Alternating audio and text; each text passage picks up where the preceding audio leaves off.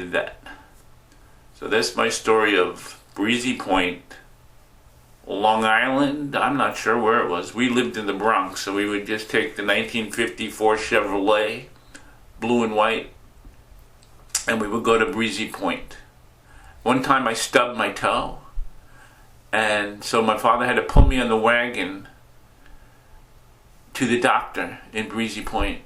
And what's cool is the bungalow we rented, number 37, and it had rubber wheels full of air, so it was like the smoothest ride you can imagine.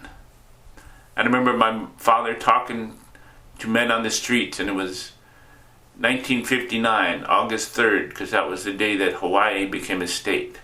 So it was like an exciting day, and we were all kind of celebrating. So that's the story of Breezy Point. And one time, we had an old toaster. You would put the toast in and each side and close it up, but then it would burn a lot, the toast. And I had a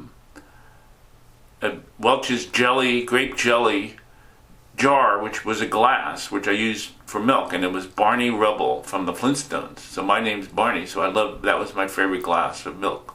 One time I drank it all the way down, and the bottom is a grasshopper. Blech. And my brother Danny's laughing, you know.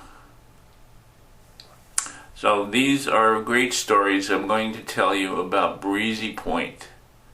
Like the 4th of July, laying on the sand dunes. And there were lovers, and we climbed over the sand dunes and were peeking. But I always remembered me and my mother and father, and at the 4th of July in Breezy Point.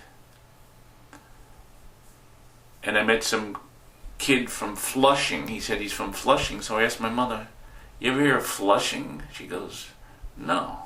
So I'm going, I couldn't figure that out. But the monstrosities were these big waves that would come